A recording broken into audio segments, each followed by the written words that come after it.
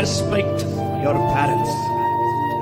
தகப்பனையும் தாயையும் கல்யாணம் ஆனாலும் சரி ஆகாட்டியும் சரி, கல்யாணம் ஆகி நீ அம்மா வீட்டுக்கு போயிருந்தாலும் சரி, இல்ல கூட்டு குடும்பமா இருந்தாலும் சரி, உன் தகப்பனையும் தாயும் கனம் பண்ணு.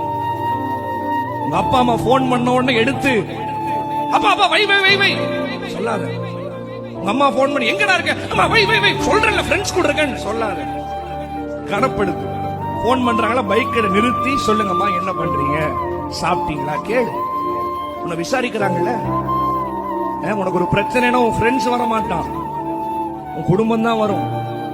நீ ஆக்சிடென்ட் ஆகி ரோட்ல விழுந்துட்டீங்கன்னா உன் ஃப்ரெண்ட்ஸ் காசு தர மாட்டான், உங்க அப்பா தான் தலையை பிச்சுக்குவாரு என் பையனுக்கு ஆபரேஷன் பண்ணணும். உன் ஃப்ரெண்ட்ஸ் வர மாட்டான்.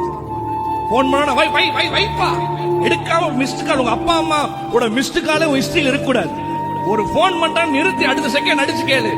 ஏன்னா ஒரு நாள் வரும் உங்க அப்பா அம்மா போன் நம்பர் இருக்கும், ஆனா உன்னை விசாரிக்க உங்க அப்பா அம்மா இருக்க மாட்டாங்க. அடக்கம் பண்ணிட்டு வந்ததுக்கு அப்புறம் வீட்டுக்குள்ள உங்க அப்பா உட்கார்ந்த சேர பாப்பேன், உங்க அம்மா இருந்த கிச்சனை பாப்பேன், அவங்க இருக்க மாட்டாங்க. சாப்பிட்டியான்னு உன்னை உண்மையா கேட்கறதுக்கு ஒரு மனசு இருக்காது. இருக்கும் பொழுதே அவங்கள ரெஸ்பெக்ட் பண்ணு. கற்பனையிலே மேலான கற்பனை உன் தகப்பனையும் தாயையும் கனம் பண்ணு.